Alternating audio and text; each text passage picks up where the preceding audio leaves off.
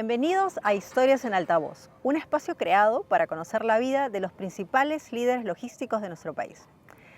Soy Katy Román y desde las instalaciones de Almacenes Central Huachipa, hoy tengo el privilegio, el gusto de presentar a alguien a quien particularmente respeto y admiro mucho.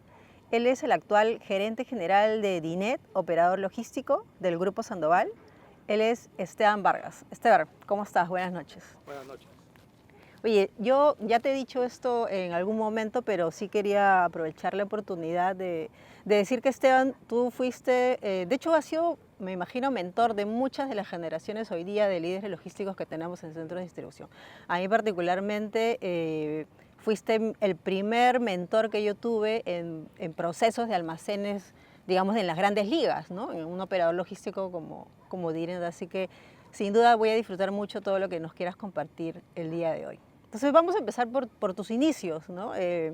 Cuéntanos un poco de tu infancia. Yo sé, digamos, que tú has sido Boy Scout, ¿no? Y seguramente ahí es donde empezaste tu línea logística. Cuéntanos un poquito de esa experiencia de niño.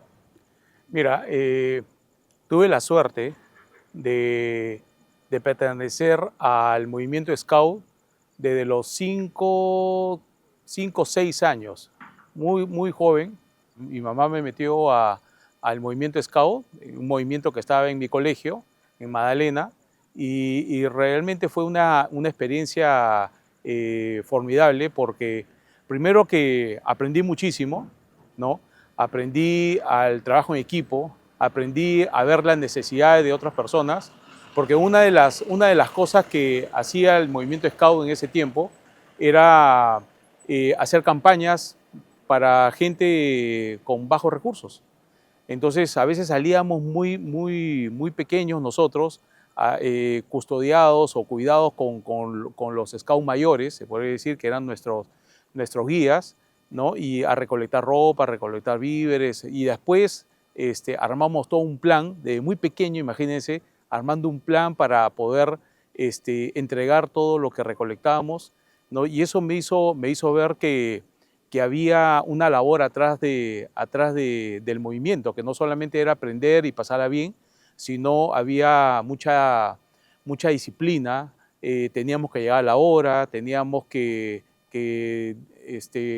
aprender muchas de las especialidades, porque para poder ganar especialidades tenías que saber hacer, y teníamos que aprenderla ahí. Y yo creo que toda esta vivencia que prácticamente en mi vida, que lo hice hasta muy grande, ¿no? Pertenecía al movimiento Scout muchos años de mi vida, ¿no? Me permitió poder, primero, conocer mucha gente, y muchos de ellos fueron mentores míos, ¿no? Que han llegado a buenos puestos en el Estado, ¿no?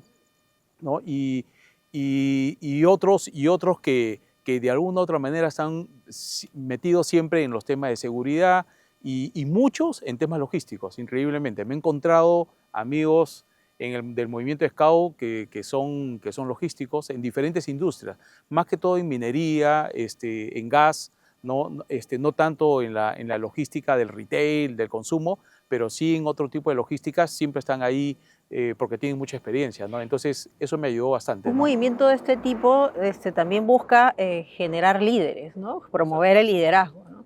Y bueno, en la logística y sobre todo para ir avanzando en una línea de carrera, justamente necesitas esa orientación por la disciplina, el compromiso, el liderazgo, ¿no? ¿Qué rescatas tú de esa parte, digamos, al estilo de vida que de ahí en adelante has seguido, ¿no? Sí, mira, una de las cosas, y bastante en línea a lo que comentas, un día hice una visión retrospectiva de mi vida cuando era scout. ¿Qué realmente aprendí?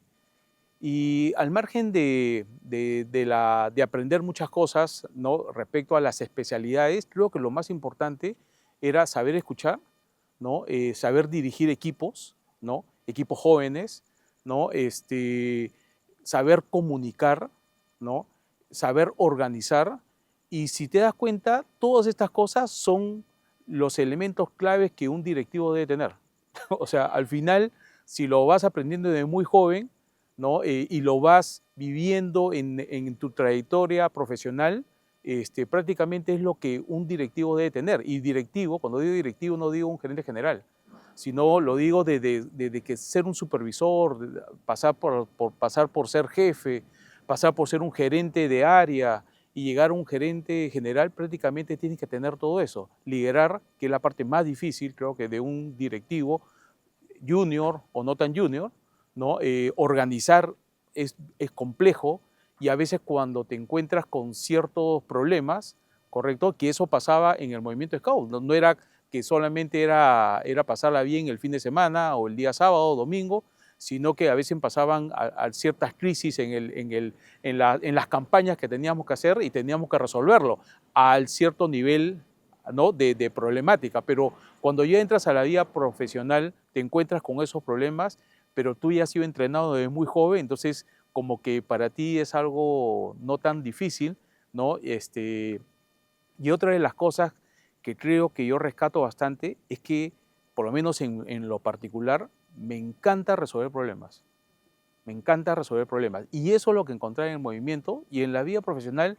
Por favor, ¿quién no se le ha presentado problemas de diferentes índoles, no problemas operativos, problemas a veces de conflictos entre personas, ¿no? Problemas con un cliente, ¿no? Entonces, al final uno está preparado para ir resolviendo cada uno de esos problemas con mucho tino, con mucha sabiduría y con mucha calma, ¿no? Porque tienes que tener mucha calma De para eso, hecho, ¿no? a ti te he escuchado definirte como un hombre frontal derecho, ¿no? Sí, Frontal derecho creativo, ¿no? A sí, quien le gusta resolver problemas, ¿no? sí.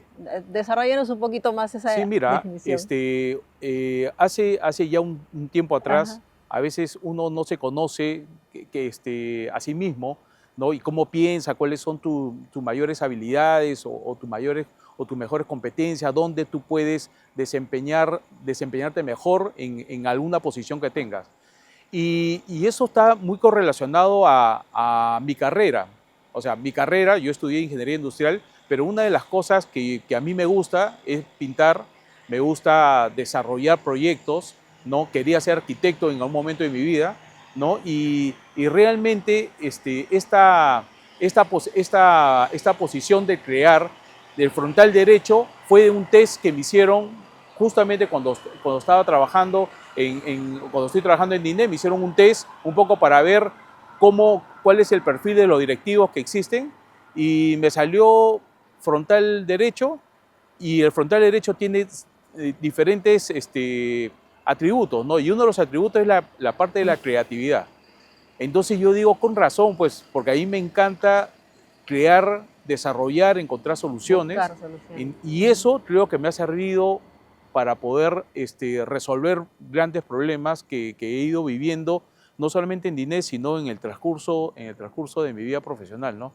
Y bueno, es algo que lo tengo incorporado, creo que desde muy joven, ¿no?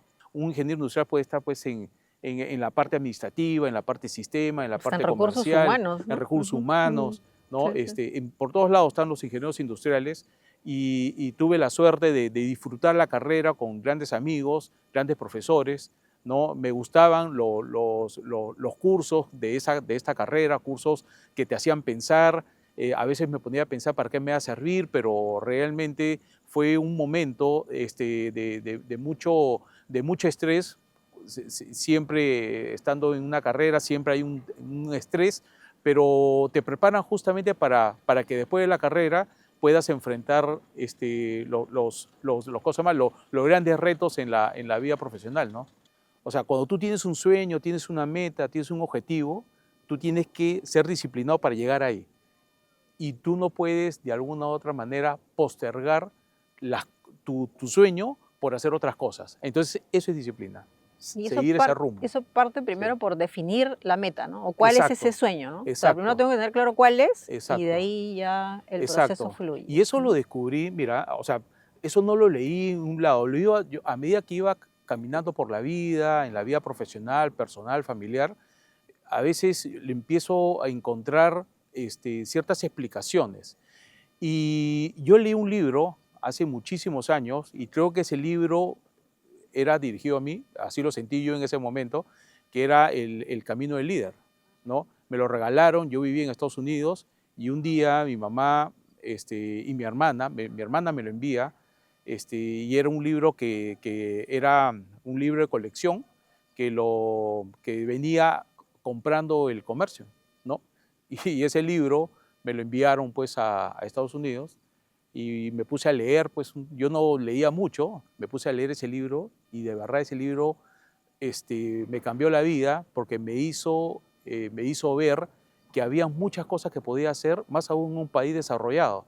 Y ese libro tiene un capítulo sobre metas y objetivos. Y empecé a, a construir metas y objetivos en los años que estuve en Estados Unidos. Y cuando te pones metas y cuando te pones objetivos y los logras, o por lo menos tratas de lograrlo, ya es bastante, ¿no? Ya es bastante. Entonces empecé a seguir esa metodología y esa metodología es justamente es ser disciplinado para lograr, porque ahí es levantarte temprano, empezar cosas más, a no postergar las cosas, no desperdiciar tu tiempo. O sea, es una combinación de muchas cosas para lograr tu objetivo, Y ¿no? eso que tú dices es clave, ¿no? Bueno, tú lo estás ahorita reforzando, las personas que han avanzado, tú no lees biografías de gente, no sé, exitosa, que hayan estado en posiciones de liderazgo, y siempre mencionan Exacto. tener objetivos, tener un sentido por el Sí, cual hacer las cosas. Porque las cosas en el camino se ponen complicadas, son difíciles, pero cuando tú tienes una meta clara, sí, ¿no? Sabes que esto vale la pena, ¿no? sí. Para llegar a algo. Entonces, ahí creo que no hay mucho que descubrir ahí para la gente que nos sigue. Creo que es clave tener y definirse metas, ¿no? Creo que es lo que Exacto. nos ayuda a avanzar, ¿no? Exacto, nos ayuda a avanzar, ¿no? Y las metas son en todos los ámbitos de tu vida, no solamente en la vida personal, sino en las metas en la vida familiar, en la vida personal con los amigos. Realmente en todo uno hay que ponerse metas, pero cuesta. A veces la gente le cuesta definir metas.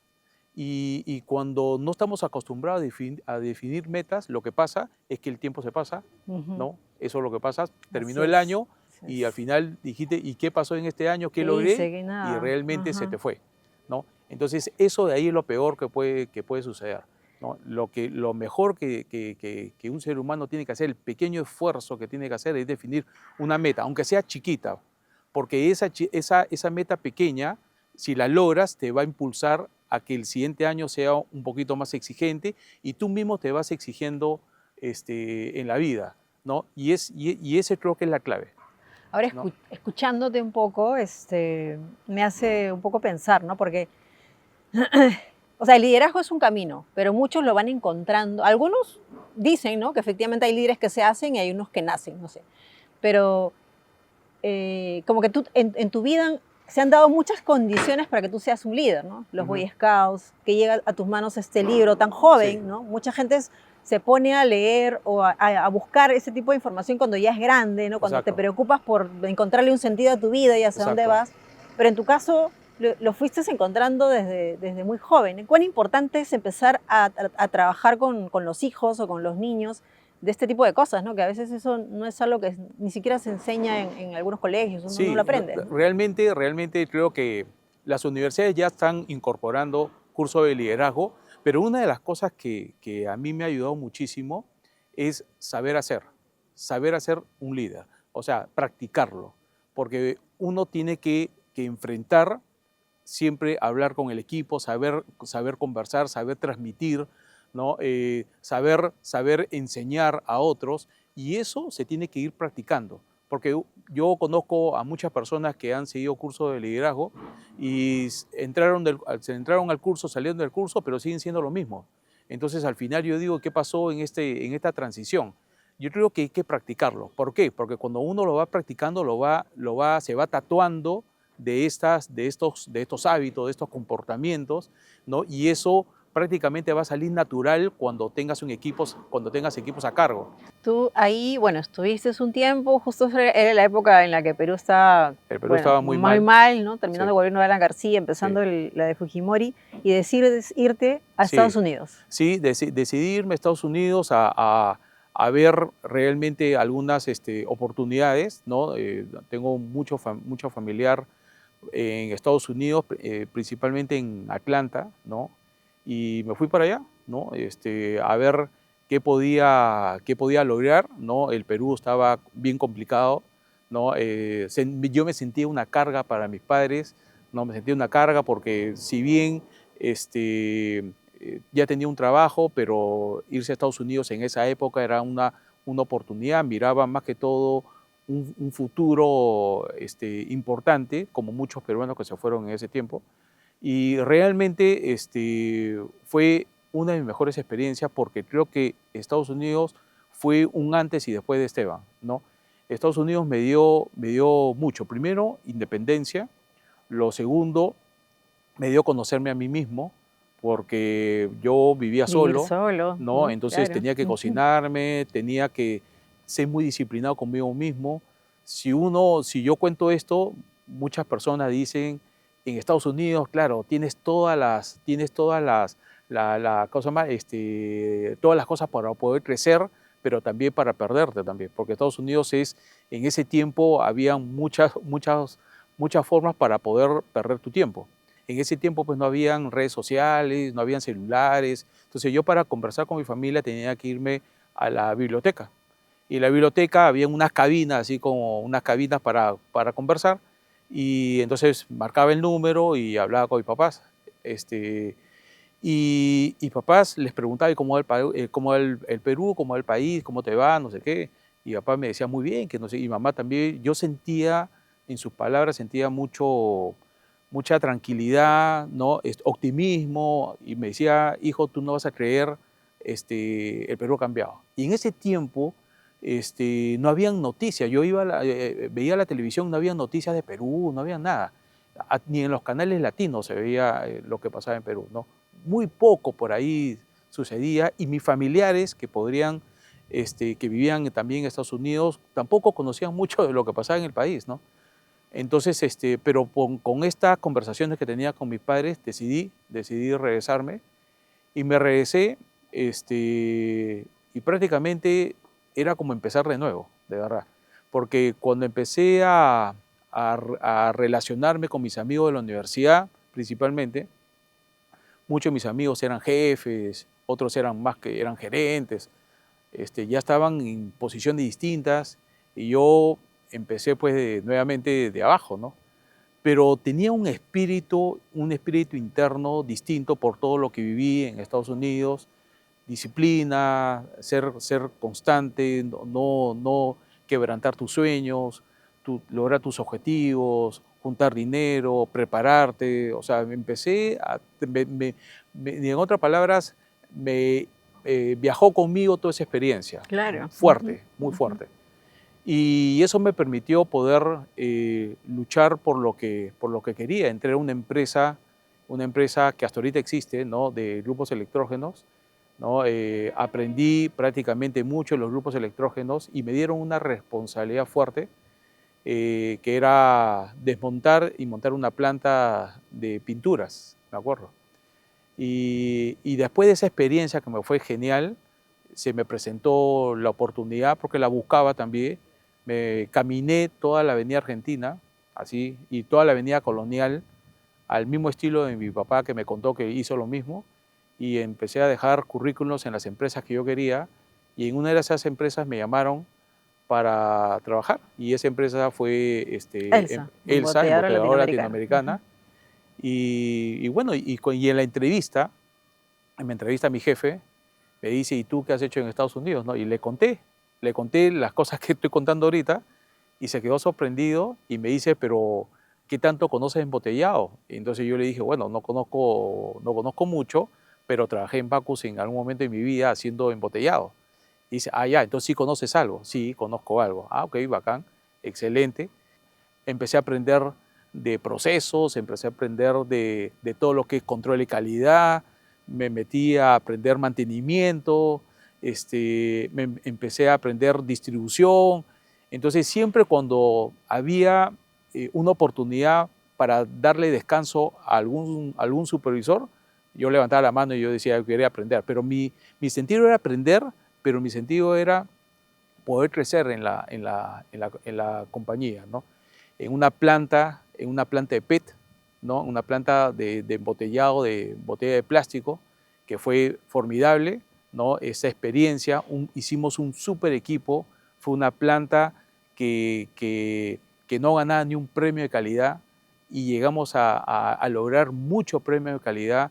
A Dios gracias, tuve buenos jefes, siempre he tenido buenos jefes, creo, he tenido la suerte de tener buenos jefes, buenos mentores que me ayudaron a ir perfeccionando mi estilo, ¿no? Y yo creo que esta experiencia de Coca-Cola fue una experiencia que realmente consolidó lo que quería hacer como persona y como profesional ¿no? en el futuro, ¿no?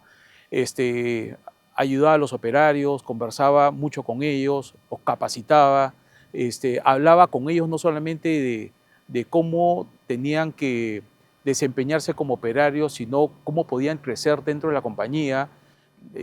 Siempre le decían, prepárense porque siempre van a haber oportunidades.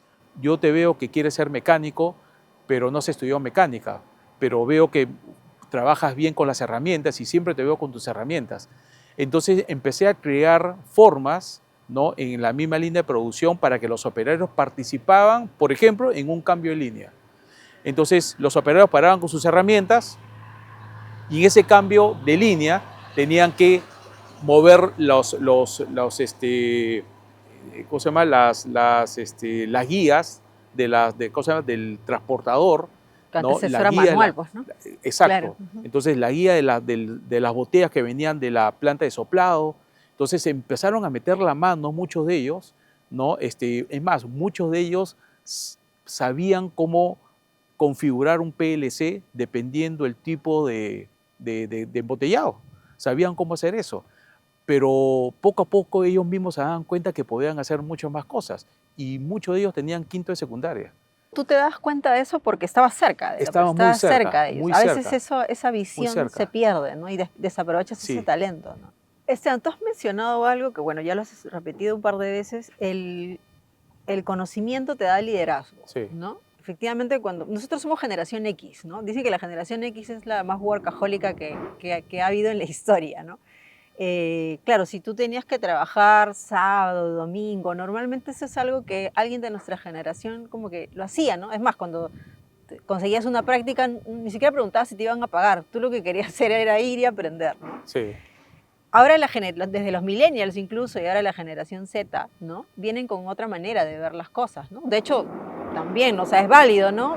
Sus tiempos, sus espacios, pero ¿qué opinas tú al respecto? O sea, ¿eso es algo, digamos, que se ha perdido para bien, para mal? ¿Cuál es tu punto de vista? Mira, yo creo que si es un profesional joven de estas generaciones que ya están entrando al mundo laboral, a veces están más enfocados en la parte material. Cuando uno tiene más conocimiento y va sumándose proyectos, ¿no? Y no simplemente acá hay un proyecto, sino uno va entendiendo, los muchachos deberían ir entendiendo el negocio donde han ingresado, y ver las oportunidades que posiblemente el negocio no las está viendo y ponerse un proyecto bajo el hombro, ¿no? Como nos decía mi papá siempre, nadie te va a dar un proyecto, los proyectos búscalos y cuando uno se va incorporando proyectos personales, pero a la vez van a generar valor a la compañía, ya te van viendo como que tú eres de otra, como se dice, de otra madeja, ¿no? Claro, inmediatamente destacas. Y no se dan cuenta que cuando se van pegando sobre personas que tienen mucha experiencia sobre el negocio, sobre sobre el management, ¿no? Sobre cómo conversar, sobre cómo dirigir realmente, a veces pierden esa oportunidad, ¿no? Y a veces unos de alguna u otra manera no empiezan ¿cómo se llama? A empezar a generar el valor el valor que necesitan en el trabajo. Y entonces, ¿qué hacen? Dicen, acá no me valoran, entonces se van a otra Por eso compañía. Yo rotan creo que eso tanto, ¿no? por eso rotan tanto y Mm. por eso que cambian muy rápido. Sí. ¿Cuál dirías tú que ha sido el reto más difícil que te tocó afrontar en todo el tiempo que has estado en DINE? Mira, el reto, mira, he vivido muchísimos retos en DINEP, pero creo que el principal reto era poder gobernar al equipo de operarios que tomé cuando ingresé a la compañía. De alguna u otra manera tratar de que crean en lo que quería hacer. Porque cuando tú eres nuevo, ya todos los antiguos que están trabajando ya en la empresa, ya se conocen, hay mucha confianza, etcétera, etcétera.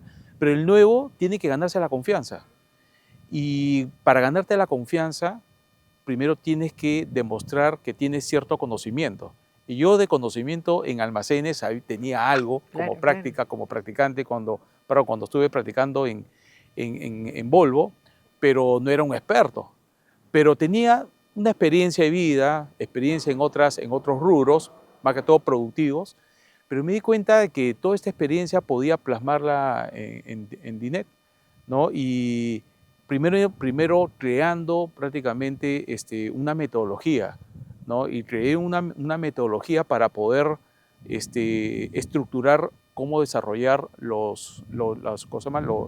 cómo desarrollar y encontrar las soluciones a los problemas. Tú has entrado en el 2001, son 23 años que estás cumpliendo Sí, INET. 24 años. ¿Cuáles son los retos o qué es lo nuevo que le viene a INET? Ahora, digamos, en qué estás pensando? ¿Qué estás cambiando? ¿Qué es lo que nos puedes compartir sobre el futuro de INET Mira, contigo?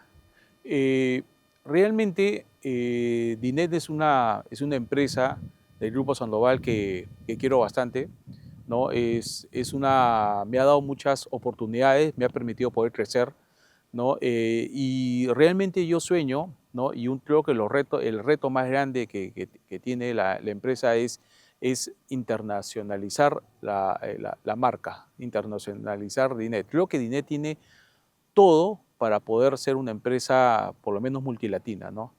Creo que tiene un buen equipo, creo que tiene sistemas, creo que hay un equipo creativo que encuentra soluciones, creo que entendemos bien a los clientes. Dinet prácticamente es el desarrollo de muchas empresas transnacionales que son clientes de nosotros, que hasta ahorita siguen confiando en Dinet y le hemos transformado su logística, le hemos planteado soluciones, ¿no? Hemos aportado cambios relevantes. Uno de los cambios relevantes realmente que realmente yo llevo presente, fuerte, es cuando empezamos a darle servicios a una empresa, a un home center.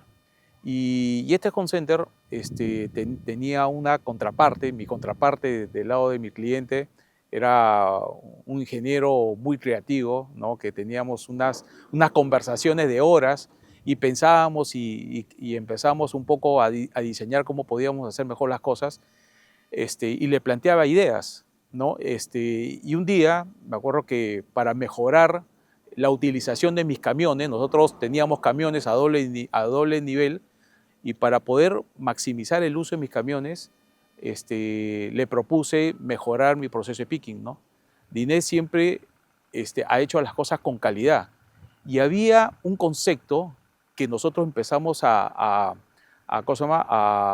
plasmarlo fuerte en cada uno de los servicios que nosotros brindamos, que es paleta certificada. Entonces empezamos a introducir ese concepto con este home center y convencí a la gente de la trastienda de que la paleta estaba certificada. Yo le dije, todas las paletas que tú recibas, revísame 2. Si las 2 están bien, ya no me revises las demás. Y acá, al final me aceptaron, confiaban que la paleta estaba bien. Y eso se pudo lograr con este ingeniero. Eso es lo que hicimos nosotros, en la cual ganó todo el mundo. Ganó el cliente final, ganó mi cliente y ganó Dinet. Todos ganaron. Entonces ahí creé un concepto que era el triángulo de beneficios. Siempre es un triángulo. Siempre tienen que ganar las tres partes. Y eso lo llevo mucho en la parte del transporte. Con el concepto del triángulo de beneficios encontramos de que ese activo, que no es de Dinet, sino es del transportista que me brinda un servicio, yo podría ayudarlo a que este transportista crezca. Entonces yo tengo que ayudarlo a que crezca, porque si él crece, él me puede dar mejores tarifas.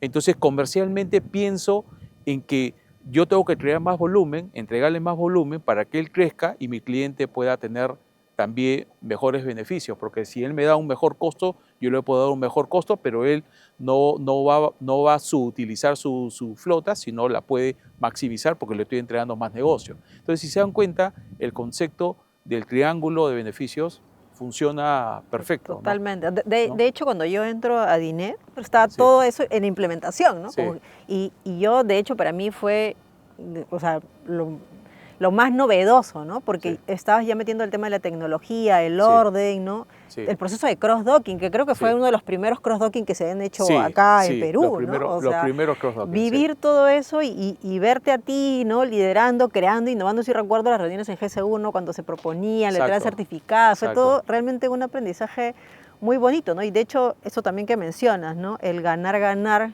con el proveedor, ¿no? Muchas cosas creo que tanto yo como las personas que hemos trabajado alrededor tuyo, ujú, nos hemos llevado eso a los lugares en los que hemos ido trabajando, ¿no? Porque así, efectivamente uno siempre escucha hay que bajar el costo del transporte, ¿no? Ajusta al proveedor, ¿no? Pero exacto, en el fondo es cómo mejora el proceso para que sea beneficioso tanto para mí como para él, ¿no? Y ahí es correcto. donde efectivamente uno dice las teorías de Esteban, ¿no? Sí, El sí, mensaje de Esteban. realmente voy creando mis modelos mentales, ¿no? Se podría decir, mis modelos estructurados, que aunque no lo creas, no salen de la noche a la mañana, sino siempre los apunto en alguna pizarra, ¿no? Si uno va a mi oficina ahorita, tengo ahí algo que estoy creando y lo tengo apuntado y lo tengo frente a mí y lo voy viendo, y voy viendo los errores, las cosas positivas y voy mejorándolo y así voy creando cosas, ¿no? Que creo que pueden servir al equipo para que vayan estructurando un poco cómo solucionar algo, ¿no? Y que no solamente es que tienen que ganar dos, sino tienen que ganar todos, ¿no? Tienen que ganar todos porque yo creo que por ahí viene la clave del éxito de Dinet, creo. No, y ahí es donde quiero un poco llegar, ¿no? O sea, los que te conocemos y hemos trabajado contigo, siempre es conocida, ¿no?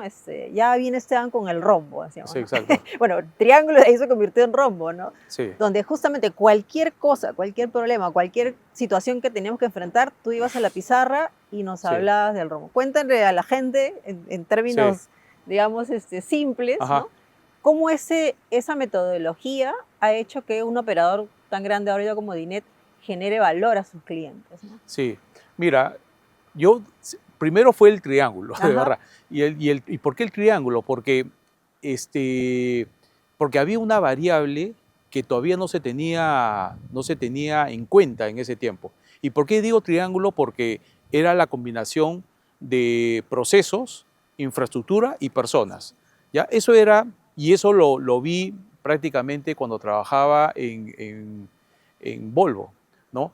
Cuando hubo una implementación de un sistema, un ERP, y cuando implementaron ese ERP al área de producción, al área de almacenes, contabilidad, recursos humanos, finanzas, fue espectacular la implementación. Vinieron los suecos a Perú con los peruanos. Volvo tenía un área que ya no existe, que se llama un área de organización y métodos, y esa área era el corazón prácticamente de la empresa porque tenía todo el know-how que la empresa tenía en ese tiempo, todo documentado, así milimétricamente, y la implementación fue un éxito, pero yo conocí estas tres variables de personas, procesos, infraestructura. Pero cuando ya empezó a ingresar la tecnología, poco a poco en el Perú, y más aún después del año 2001, los WMS, los TMS, cuando entro a Dinet, Dinet tenía un sistema, tenía un WMS, ¿no? Y este WMS tenía algunas prácticas, ¿no? Algunas buenas prácticas, pero este WMS que conocí en el año 2001 no es el WMS que tengo en esta época, 23 años después. Es otro WMS con unas funcionalidades impresionantes. Entonces, ahí está la tercera variable, sistema. Entonces, ahí es donde creo esta figura del rombo. Y esta figura del rombo primero nace desde ELSA, ¿no? Cuando trabajaba en ELSA, porque estas tres variables ya estaban en ELSA también y me acompañaron siempre, pero ya cuando entré a DINET y vi el sistema que tenía, entonces yo digo, ok, ¿cómo el sistema se incorpora en este triángulo de acá? Y ahí es donde me di cuenta que la parte inicial para poder para lograr una excelencia operacional es tener procesos. Y procesos para mí es como dirían posiblemente los ingenieros civiles, los arquitectos, cimientos, vigas y columnas. Esa es la parte clave, ¿no? Y para mí procesos es eso, tiene que ser algo sólido, fuerte, ¿no? Y después de la parte de los procesos, tiene que estar muy alineado con la parte sistémica. Cuando uno incorpora un WMS, lo que está diciendo es que los procesos los vamos a sistematizar. Cuando los procesos los sistematizas, entra el WMS a simplificar ese proceso, lo simplifica. Entonces, a eso yo le digo el soft. Y la parte hard es la parte de la infraestructura. Y la infraestructura para mí son los almacenes, los centros de distribución, las unidades de transporte, los montacargas, las carreteras hidráulicas, las paletas, todo eso es infraestructura. Al final es algo que tú puedes tocar. Y lo último son las personas. Entonces, cuando intersectamos estas variables, intersectamos en un centro, eso de ahí yo le digo excelencia operacional. Entonces, tenemos unos input, ¿no? Y el output, ¿qué debería hacer? La gente se preguntará qué podría hacer el output. El output es generar valor. Y generar valor significa generar un mejor nivel de servicio a un mejor costo. Pero cuando uno sincroniza bien, y ese trabajo es duro, porque el rombo no es estático. Eso es lo que aprendí en la experiencia que he tenido en DINET. El rombo no es estático. Primero puede empezar en un tiempo y la variable, la I, realmente es el valor. Cuando el rombo se mueve de manera solamente horizontal, no está generando ningún valor y simplemente está avanzando en el tiempo, o sea, no está haciendo una mejora. El rombo, para que sea fuerte y potente y genere valor al cliente, tiene que ir trasladándose de manera diagonal. Ahí tú generas valor en el tiempo. Y esa es la clave, pero hay que saberlo aplicar. Hay que saber aplicar el rombo en las operaciones y aplica realmente para todo, te digo, aplica para todo, no solamente operaciones logísticas, sino también operaciones productivas, cualquier tipo de operación, porque lo he probado en muchos procesos, en el sector de minería, lo he probado en el sector industria, lo he probado en el depósito temporal, que son las unidades de negocio que tiene dinero, lo he probado por todos lados. Aplica para todo.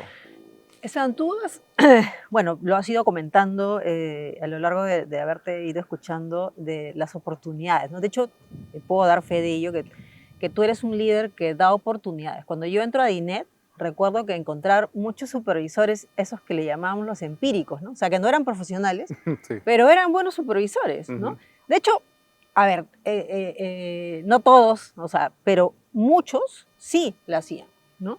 De hecho, incluso en mi caso, ¿no? En la época en la que yo entré a un operador logístico no había muchas mujeres en logística. Y tú me contratas a mí en ese momento cuando yo no tenía experiencia previa en operación logística. De hecho, operador logístico nunca había trabajado, ¿no? Has tenido, digamos, ese ojo, esa manera de ver el talento en las personas o el potencial en las personas, ¿no? En ese sentido, ¿tú qué recomiendas? Porque de hecho los líderes hoy día, o sea, tenemos responsabilidades, tenemos que asegurar que un proceso sea el más eficiente, es lo que nos demandan, ¿no? Y a veces muchos tienen miedo de contratar gente que no esté capacitada o que no tenga los galones, ¿no? A ti mal bien no te ha ido, ¿no? ¿Qué recomendación le darías a los líderes a la hora de armar sus equipos de trabajo? Mira, y es una muy buena pregunta que me permite poder explicarlo, se podría decir, no de una manera simple, ¿no?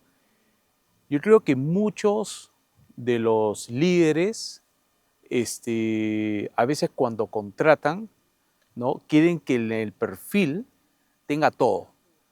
O a veces los mandan a evaluar y piensan que la evaluación también les va a decir absolutamente todo. Pero yo creo que una clave importante que tiene que tener un líder, un directivo, cuando contrata a una persona, es acompañar a la persona en su proceso de desarrollo. Y después de acompañarlo, saber delegar. Y delegar es un proceso. No es que, oye, ahí está la tarea y tú mismo eres, sino es acompañar todo el proceso de aprendizaje de la persona. Y a veces los líderes no quieren acompañar, pues, les cuesta acompañar, ¿no? Y cuando les cuesta acompañar, a veces son líderes incompletos, diría yo. Yo creo que un líder tiene que saber acompañar, tiene que saber formar, tiene que saber ser como una especie de mentor. Más aún cuando es una persona que ya trabaja en la organización y lo identifica, y si lo identifica, esta persona está apostando por él. Entonces, si lo identifica y ve que hay cualidades, tienes que acompañarlo en ese proceso, porque esa persona que va a entrar a esa nueva responsabilidad va a sentir temor, miedo, porque es algo nuevo posiblemente, ¿no? Es una nueva responsabilidad, pero ahí está el jefe que lo va a ayudar. Es como el padre con los hijos, ¿no? Y a veces no queremos ser eso, pues. Nos cuesta hacer eso, ¿no? Por Eso tiempo, para por lo que mí, fuese, pero eso, ¿no? El sí, acompañar, el ser nos cuesta. mentor, ¿no? Exacto. Ujú. Entonces piensan de que uno los enchufas y en la nueva posición y ya está, ya él mismo es, ¿no? Pero cuando pasa algo, porque lamentablemente cuando uno, la responsabilidad nunca se delega, ¿no? Entonces al final está ahí. Yo siempre le digo el acompañamiento tipo cometa, ¿no? O sea, lo enseño a volar, ¿no? La persona coge la cometa, ¿no? Pero yo al final la pitita la tengo amarrada siempre en mi pantalón, la tengo ahí. Entonces, yo siempre tengo esa forma de explicarlo, ¿no? La responsabilidad es tuya. Por eso que si lo entrenas bien, bien, bien y lo acompañas, va a ser el trabajo igual o mejor que tú. Eso que te va a permitir, cuando pasa eso, te va a permitir liberar espacio directivo y ese espacio que ganaste lo utilizas para poder crear cosas. Porque una vez, me acuerdo que ha sido, creo que hace unos 2, 3 años, me acuerdo que estábamos discutiendo con otros directivos en un curso y me acuerdo que dijeron, no, los gerentes generales realmente una de sus mayores responsabilidades es resolver problemas. Y yo me acuerdo que escuché eso y dije, ¿cómo que resolver problemas? No entiendo bien. Y sí, claro, porque tienes que resolver problemas. Le digo, yo creo que una de las cosas es resolver problemas, ¿no? ¿No? Pero imagínate un gerente general o un gerente de operaciones está resolviendo problemas todos los días. Yo creo que se desgasta en un momento. Yo creo que un directivo, un supervisor, un jefe, un subgerente, un gerente, un gerente general, realmente no está en esa posición de cosa más importante para resolver problemas. Creo que hay que resolver los problemas, que es una parte, pero lo importante es crear valor a la compañía, que la compañía crezca, ¿no? Que permita poder generar líneas de carrera, hacer crecer el negocio, ¿no? Es impulsar todo el enfoque, toda la estrategia comercial. Eso es lo más importante. Los accionistas lo que van a pedir es, oye, crea valor a la compañía, aumenta el valor de la compañía. Y yo lo he entendido ahora mucho más. Me encanta ese reto, ¿no? Me encanta formar personas, me gusta. Tengo muchos amigos que ya no trabajan en DINET, pero que han pasado por DINET y los veo que todos están en buenas posiciones, todos han crecido, cada uno con su estilo, pero me encanta haber sido parte de muchos de ellos, ¿no? Y esta manera de invertir tu tiempo formando personas, dedicándole tiempo a otras personas, no para beneficio de uno, sino para el beneficio de la persona, para el beneficio del negocio, para el beneficio realmente de todos los que están alrededor, del mismo cliente que es el que nos contrata, y creo que es lo más,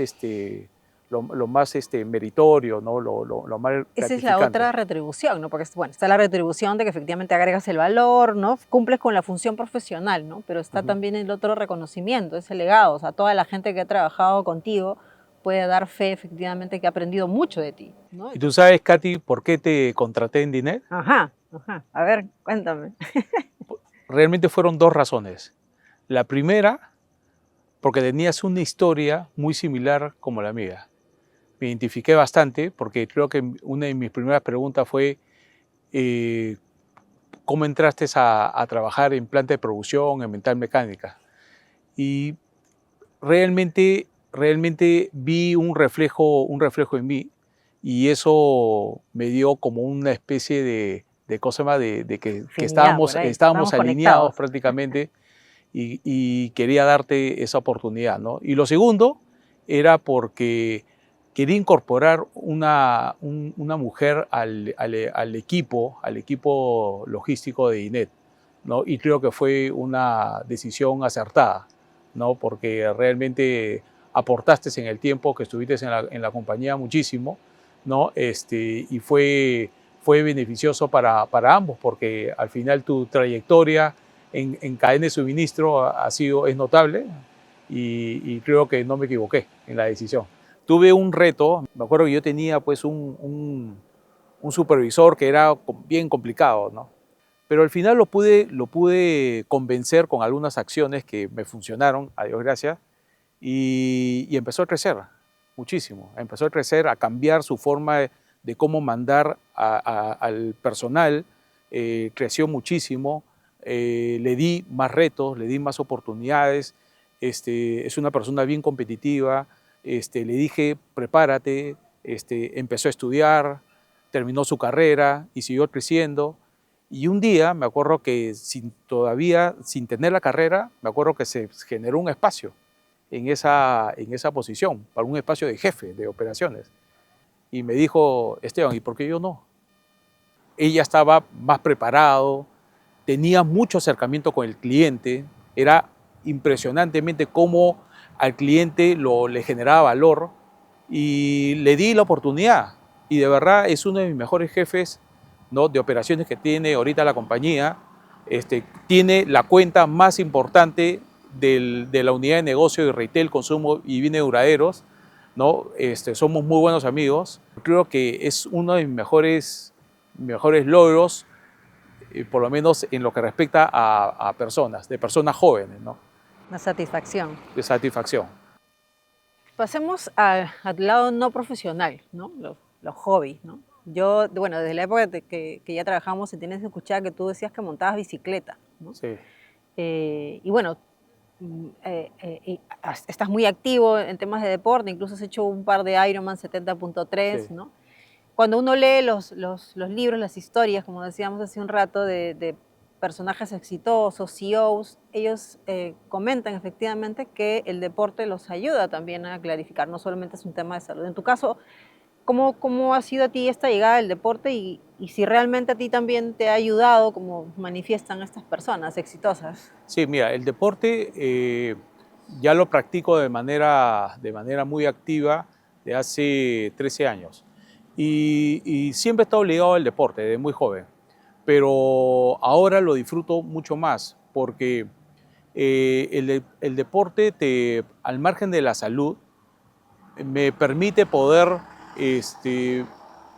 encontrar soluciones cuando voy ejecutando el deporte. Cuando nado, ¿no? Siempre tengo algo que resolver, entonces mientras voy nadando voy encontrando esas respuestas, ¿no?